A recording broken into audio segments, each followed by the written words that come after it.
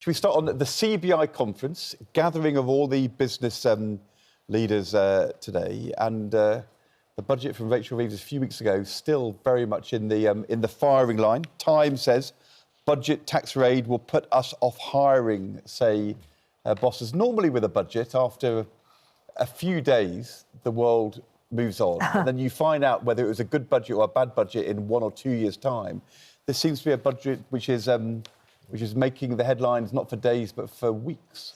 She spent a lot of time, Rachel Reeves, expending an awful lot of energy before the election wooing organisations like the Confederation of British Industry, the Institute of Directors. I can remember at the Labour Party conference, the last one before the election, the business reception was rammed. They were queuing round the block to see her because they knew she was going to be Chancellor of the Exchequer and they wanted to hear what she'd got to say. And I think that same business community is very disappointed because they did not expect that sharp hike in national insurance on employers, which is going to affect how many people they hire and what they pay people. It's going to be a disaster, Kevin, if what they predict is true, because if they don't hire people, then there are fewer jobs. And we heard yesterday from the Work and Pensions Secretary that young people will have their benefits cut if they don't take up employment. Yeah, well, I get that now, actually. The sanctions in the system. You can't just say, I'll have free money and I'm not going to do anything if you don't take up training and or a job. It's just that there's more, aren't there? More young people who are affected, it seems, by health issues, particularly mental health issues.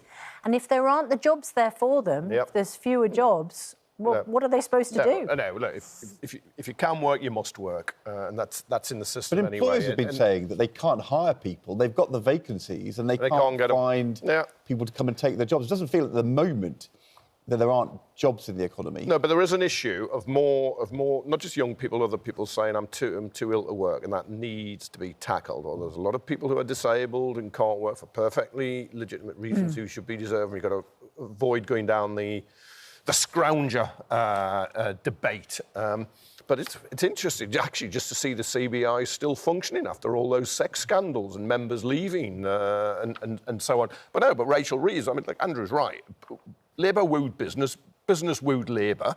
The budget comes in. Rachel Reeves says it's not the budget I would have wanted in terms of the tax rises, but she can say half the 40 billion in tax rises were for the so-called black hole inherited from the Conservatives. But then she made a political choice to put a lot more money into the health service, to a lesser degree education and a few other services. And she's now got to argue that case all the way through. And that's what under The Guardian, which we saw in the headlines there, where she's saying, you know, there is no alternative. No one's come forward with an alternative. There is no alternative. It's she's trying to channel in her Iron Chancellor rhetoric. She's trying to channel Margaret Bit of Thatcher, no alternative. That you turn if you want to, the lady's not for turning. Yeah, but I think her message is a bit odd when the Chancellor says, well, you come up with better ideas then. Isn't she the Chancellor? She's the Chancellor. She's the one who's literally tasked with coming up with the ideas. Yeah, which she has. But, of course, what happens, political opponents, Conservatives who vote against the tax rises but say they want the spending, well, you can't have it all.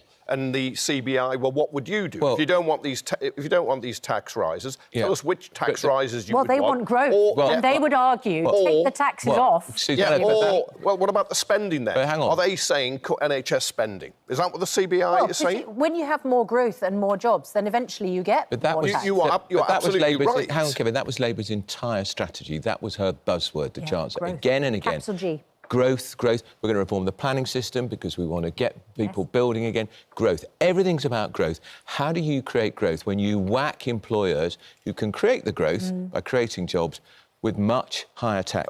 Which means lowering the threshold and bringing that threshold for national insurance at a much lower level too. There are two answers to that. One is, actually, there's not a direct correlation between levels of taxation and growth, and the second is those planning reforms are going through. Are they? So they will be the carrot she offers them, and the stick has been the national insurance increase. The problem is, this is not a small tax rise.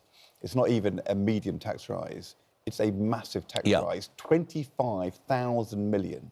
£25 billion worth of tax every year from employers, and the Bank of England says it will mean interest rates will be higher than they would have been. The OBR says that.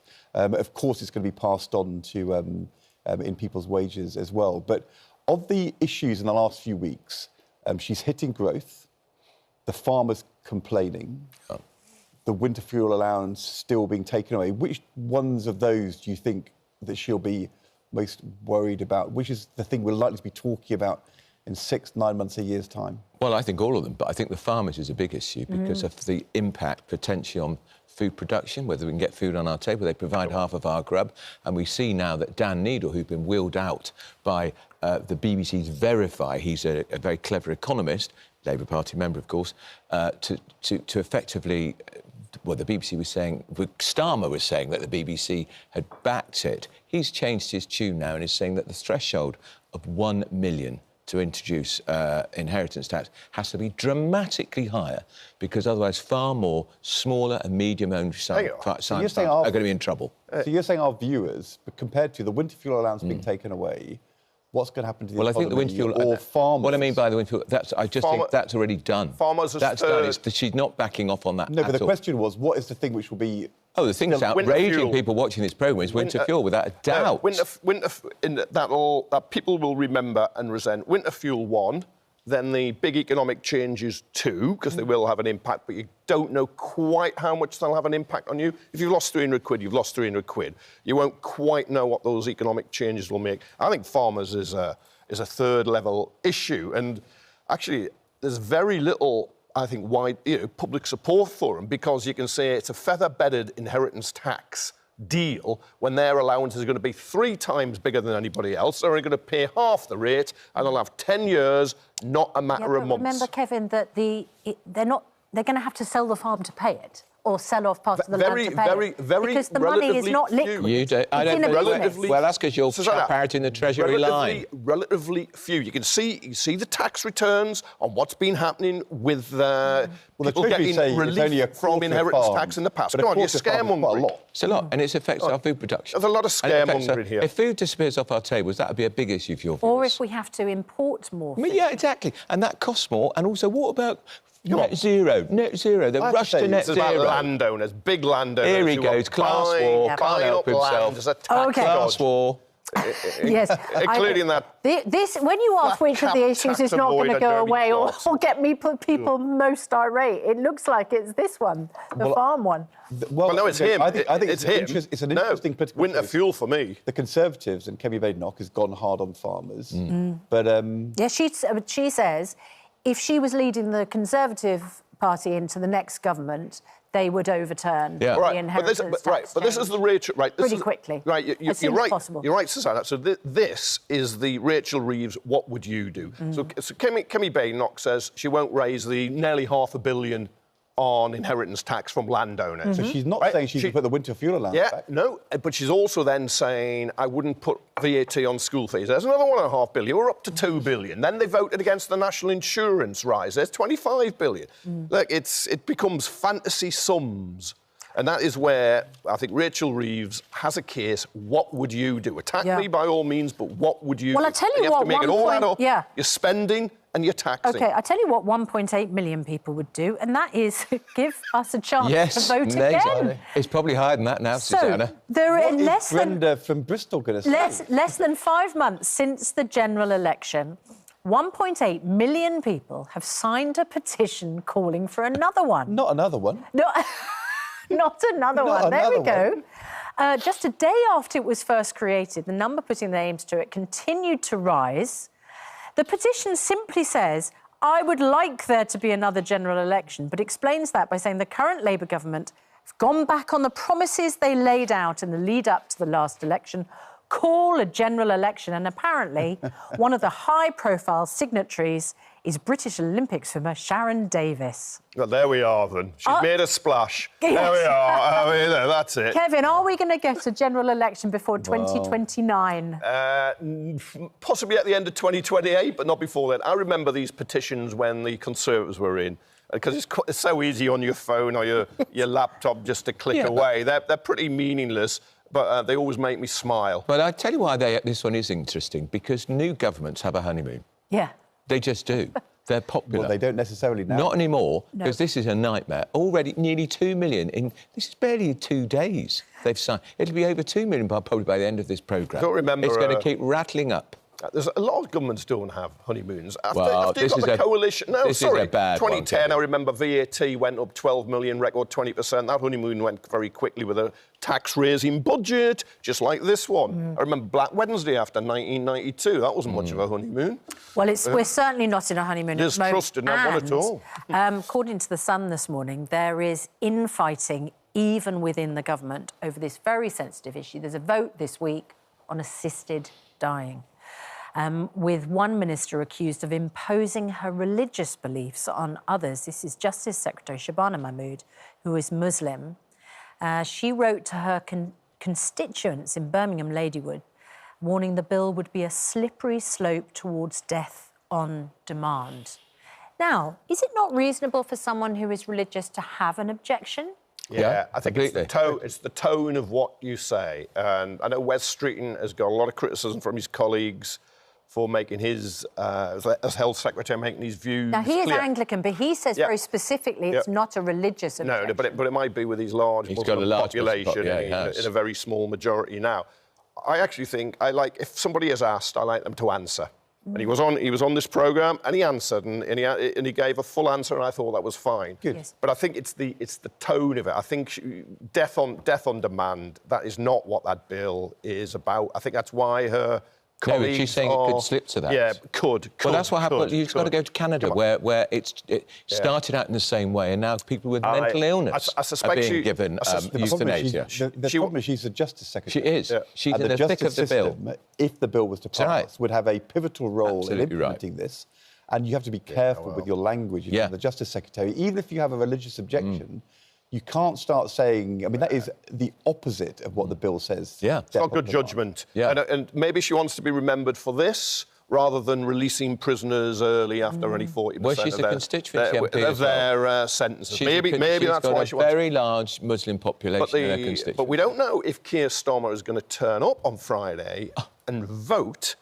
The Downing Street say he's going through the bill line by line. Will he be abroad again? Is he going to be flying off on a trip around the world? He's been in favour in principle before, but with getting your up cabinet... miles. Well, he was the one who promised Esther Ranson, Dame Esther Ranson. I think it's 8... He would allow the vote on it. Is it 8 cabinet ministers have come out against and 12 or 14 now will vote for it? That's a pretty big split. But what you want is to calm it down. Well, I agree. And I think the government needs to step in and act. I think the government's going to look in a real mess over this now. And this bill is not about the principle. It's about whether this is a practical, detailed solution to an incredibly difficult issue, which is how you make sure this works properly and doesn't lead to people being coerced or a slippery slope and all those kind of things. And personally, I think that Keir Starmer should step in not by voting one way or the other, but by saying this has gone as far as it can go, and that actually this now needs to be taken over by the government. Yes, there needs to be a proper commission or review over the next 6 months, and they should come back with government proposals. If Shabana Mahmood wants on conscience grounds to then not vote for it, that is fine. But you can't have a situation where it would have massive implications for justice and health, but the Justice and Health Secretaries are silent. And where loads of people are saying, well, does this really work and add up? And those questions are not being adequately, properly answered because the government is silent. Yes. And what they should do is, in my view, the government should say before Friday or on Friday, they're going to now take this over. And Kim Ledbetter, who is the MP who's bringing forward the bill, who's done a brilliant job, should say, I've gone as far as I can, withdraw the bill, bring it back next year, do it properly, because this is a terrible mess now. Gordon Brown, the former Prime Minister, who was against... he talked about... He wrote in The Guardian about the family gathering around the death of their baby daughter, Jennifer, although I think... A child dying and Esther Ranson wanting the right to die are not the same. They're not the same. But he's called for a commission and inquiry. And I can see, but you're a sceptic. You're a sceptic. No. But I can also see those who are against calling for the delay and having a commission and an inquiry. Kevin, I'm really not a sceptic. There are people who say, I'm opposed to this in principle. There are people who say to it, absolutely, I want this now. And there's loads of people in the middle who say, I'm not opposed to this in principle, but this is Parliament voting. Are you opposed in principle? Pardon? Are you opposed in principle? Not at all. I want there to be a workable solution, but asking Parliament to allow doctors and the courts to sanction people losing their lives is a massive step. And you can't take that step, even if you're in favour in principle, until you're sure it will really work in every case. The health service can cope, the courts can cope, the protections are proper. It's not going to lead to the legal system broadening the scope. And we do not know the answer to those questions. And we're being told, you know, if you have doubts, be quiet, leave it to the campaigners. You know, it's actually about whether they're it not saying that. That's the issue. Kim Leadbitter's not saying that. Kevin, she is bending over backwards to have a very civilised, calm conversation with people. I think what you say is the cabinet minister shouldn't speak about it. I think is what you say will happen, and I think it might be the best way forward in that it will be delayed several years. Look, change is going to come. If you go back to the 1960s, all the big social changes had to be hard fought. The abolition of the death penalty, the decriminalisation of homosexuality and abortion. They were all hard ones. They all had MPs, Sidney Silverman, capital punishment, David Steele on abortion, who stood up. Kim Leadbitter is the one this time. But you need the government on your side, because this bill will not pass unless time is made in Parliament. Right. And I don't think Starmer wants the big fight as it will become. I think he's finding it a great distraction. What do you... But he's got no choice now. But you having know, said he wants the vote, having said to Esther Ranson he wants the vote, having allowed it to take off, you can't put this back into the box again. No. It's open now, and if the government allows the vote to lose or the bill to run into the long grass, which is quite likely if it stays on the current track, loads of people would be very angry. So I think the government's got to grip this and lead it. What do you think the bill misses then? Because the safeguards are that it needs to be not just one doctor, but two doctors, and a High Court judge would have to approve your bid for a death by assisted dying. Well, look, there's a whole series of things. First of all, lots of people who want to be allowed to have an assisted death are not 6 months from the end of their life. They may be years from the end of their life. Within 6 months of dying. But they have a terrible illness. In this circumstance, does the court say, once you've conceded the principle, why are you denying that right to somebody who is, you know, much more from 6 months from death but is suffering? Are the resources there in the courts to make sure you actually can deal with, and the doctors, with the demand for this, but also these are very, very difficult judgments. And how can you be sure that somebody who doesn't give the appearance of being coerced is actually not being coerced? The easy cases are where you absolutely, it's totally clear the person, the family want it. But those aren't the cases you have to worry about. It's the hardest cases which you have to worry about. I don't know how you ever establish. No. Very difficult. Well, with legal delays, in 6 months you'll be looking to get there's this terrible line. You talk about the resources available to make sure it all goes through OK. People watching this who are sick will be thinking, why isn't the state providing the resources to improve palliative care rather than for the state to take someone's life away? That's one of the reasons Rachel Reeves has put up national insurance for employers. So Dominic Lawson, in his column in your paper today, says don't use the comparison to pets in the assisted dying debate. Because, of course, a lot of campaigners say... Well, Esther Ranson talks about her dog, doesn't she? That's right. We give our pets a better death than we give our loved ones. But Dominic Lawson raises this really interesting comparison himself, which says that over half of vets had put down a dog or a cat in the previous 5 years because the owners couldn't afford to treat them. And he outlines this nightmarish scenario. You would have to be very naive not to see a connection between this and the pressures on families over the colossally expensive care home fees for the infirm elderly. Do we really think the relatives would not subtly suggest a certain option to Granny, or that she wouldn't feel under moral pressure to take the cheaper pathway of a rapid exit? And this is part of the problem, isn't it? It's not just coercion, it's the sense of I'm a burden. A guilt. Exactly. The guilt. And how do you ascertain that in the wake? He's opposed in principle. Yeah. Yes, partly because I've read pieces before because there's a severely disabled child and worries about... She's got down. Yeah, which they nobody love wants and care for. any of these lives to be devalued. But I don't think most people are opposed in principle or absolutely determined. Most people think, well, actually, you know, I'd like this, but it's got to be done properly. Look, it should be a basic human right. You can, how you shuffle off this mortal coil if you're in agony. you want to go with dignity. And if you don't want to have an assisted death, don't have an assisted death. But don't stop other people having assisted deaths. But I also think it's making very many people very worried. It's just like if you don't want a same-sex marriage, don't marry someone of the same sex. If you don't want an abortion, don't have one. But don't stop other people. But it's our people bullied into having it, Kevin. So many issues, and the vote, as I say, is this Friday. Right. Let's stay on the issue of pets, because Highgrove, the King's Country estate, has already been decorated for Christmas, and amongst the tree ornaments is an embroidered motif of the Jack Russell, which Queen Camilla lost because he passed away last weekend. Gosh. And here is the decoration of Beth, wearing a red bandana decorated with a crown. That's quite nice. And one of Camilla's other terrier, Bluebell, complete with a crown on the dog's head. And you can get them at the Highgrove shop. Oh, that's the bit I'm not so sure about now. But it's making money. Yeah. This is a new dimension, though, isn't it, to our normal debate? Here we are, very end of November. Yeah. Is it, too early to put your Christmas tree up? I think so. Yeah. Get your decorations up. It's already But this is a new debate. Is it a good idea to have former pets on the tree? Immortalised in embroidery. I have to say, I wouldn't put mine on. No, I bet loads of our viewers do. Actually, I find that quite sweet. Yes. Yeah, and because pets mean so much to you. They do. And I was heartbroken. My cats died. Yeah.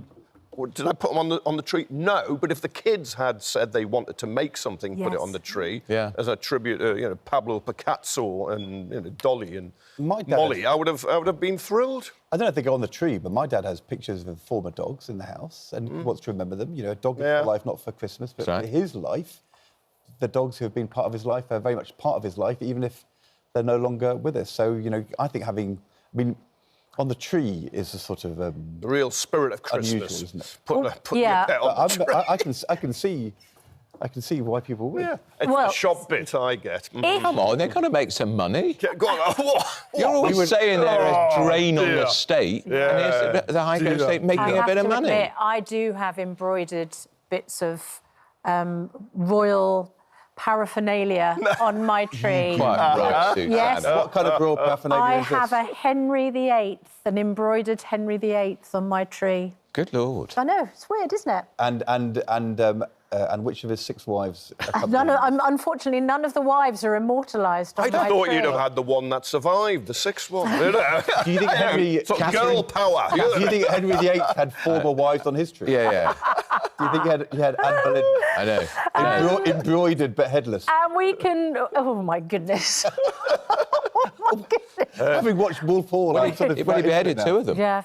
And apparently King Charles is getting a new dog, because Amanda Holden revealed that after the Royal Variety performance, she said to King Charles, "I give you condolences for the loss of Queen Camilla's dog." And he said, "Don't worry, we're going to get a new one." And Amanda Holden said, "Get it from Battersea Good Dog idea. Home, please." Very good idea. Oh, my goodness, there we go. That would be terrific publicity for the home. That's where we got Suki from. Just think, if he does that, it can distract all that attention from the criticism for him charging the NHS, schools, the RNLI and everybody to use his land. Right, OK. And the military. But don't get it as a Christmas present, though, because, it's important to think it through. Yes. What, because dogs aren't... I think the King and Queen's dog would be very well looked after. If you have pictures of pets you have lost immortalised as Christmas decorations, get in touch with us. We would love morning. to see and especially if they're embroidered. Kevin, Andrew, we will see you. I think we need to see Susanna's 9 o'clock. embroidered Yes, Henry VIII. I want to see it. I will find you a picture of it, I've got to say, I learned things about Susanna which I didn't know before. Yeah. That is one of the weirdest things I've Isn't ever it? heard about. Yeah. But of all the things you might hang on your tree, Henry VIII. Yeah. Yeah. Why? We have... This woman murderer. I know. Do you that is odd, isn't it? Yeah. do you like a particular style of Christmas Day dinner? There we are. Do you kind of like... Hi-ho, hi-ho, hi.